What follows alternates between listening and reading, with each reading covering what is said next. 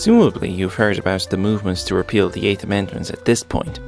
After decades of campaigning and a lot of progress since the death of Savita Halappanavar, the end is in sight. The government confirmed on 29th January that it will hold a referendum on strict anti-abortion laws by the end of May. Now we're about to enter referendum hell! You might recall the referendum on equal marriage in 2015. This was a referendum about a similar dispute founded along the lines of the so-called culture wars. The run-up to that voting day was nasty for lots of folks. Many posters were set up all around the country saying that a child should have a mother and a father, misdirection regarding surrogacy, and other nonsense. Some people might say that this is all part of the marketplace of ideas, but those people probably understand the word microaggression only as a punchline. Things are certainly going to get ugly again. For someone who hasn't aligned with either side yet, it can be confusing and intimidating. So, before radio debates and the like truly kick into hyperdrive, let's try to address some of the most common questions about the Eighth Amendment. Why should we legalize abortion? Some of the discourse gets caught up in whether a fetus can meaningfully be said to be alive. But the most compelling argument in favour of legalizing abortion works around that stumbling block. It's more to do with prioritizing the right to bodily autonomy over the right to life. One popular example is that of the famous violinist, as written by Judith Thomson in Advents of Abortion. Imagine you've just woken up and found that you were unexpectedly in a hospital with your kidneys plugged into a violinist. You learn that the violinist's kidneys have failed for some reason. Only your blood matches his, and the plan is that he's going to stay plugged into you for, say, 9 months.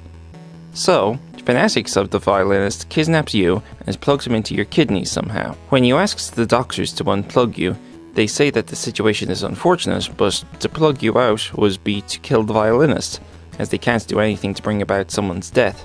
Does this seem fair? Intuitively, no. This might seem like a far-fetched scenario, because it is, but the same ethical ideas are in play.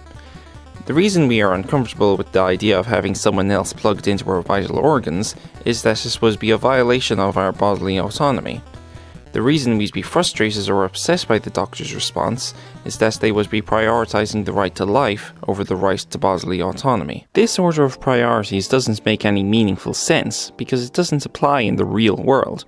It's gotten a bit muddied in the case of the abortion issue, in large part because we get understandably emotional about pregnancies, and because organised religion has meddled around. But when you look at different scenarios with similar conflicts of interest, the solution becomes clear. One scenario that has been used to explain a few different philosophical ideas goes as follows.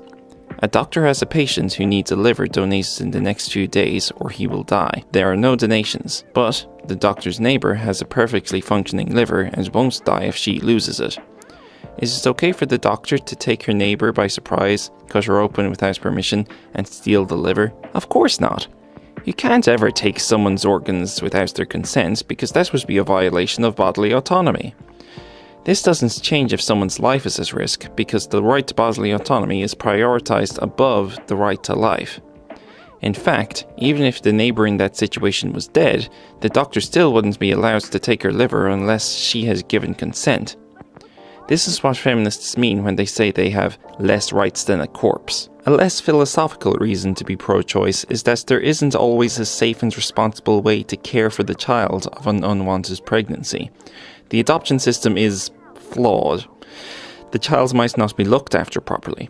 Maybe you're on the pro-choice side now, or you were already. But this referendum isn't going to pass itself. What can you do to support the campaign to repeal? Twitter user and repeal campaigner Bubble Noma shared her advice on this topic, which apparently she herself borrowed from Twitter user Kusa Shulika. You can talk to your friends about it, especially those who are undecided. If it's safe to do so, talk to your family about it. Share interesting and informative stuff online rather than engaging in pointless arguments with bad faith actors. This is the main point of what I'm trying to do with my writing. Not engaging with the aggressive internet types is important because, apart from being a waste of time, it plays into the stereotype that feminists are all just overly angry and emotional and get into Twitter arguments all day. It's surprisingly easy to write something informative if you listen to people talking about their experiences and look around the internet a bit. I did it just now and I'm just some guy. If you don't have the time, just find something on the topic that you think is good and share it. I'd recommend looking up Tara Flynn. A lot of this is going to come down to putting feet on pavements. If you can, Get involved with a local pro-choice group. The abortion rights campaign have groups in most counties by now, as there are several other groups besides. You will be trained in canvassing, which will be crucial in deciding the outcome of this referendum. I work with a Kilkenny group when I'm home, and a Galway group when I'm in college. With a lot of big political goals, the odds can seem so insurmountable that it inspires despair in people. The abortion issue currently threatens to be the opposite. A lot of pro-choice folks are so pleased with the changing tide over the last 6 years that they're getting a little complacent. If you still think that the pro-choice position is extreme, then maybe you can read a blog post that I wrote on that topic a few months back. If you're on the pro-choice side, then remember, the repealers of ARC are working themselves almost to exhaustion every day. Don't let them down. This referendum isn't going to pass itself. Thanks for watching. Be sure to subscribe if you want to see more videos similar to this one, and click the bell, because you have to click the bell now, because YouTube is great. If you liked this video, give us a thumbs up. If you hated this video, give us a thumbs up.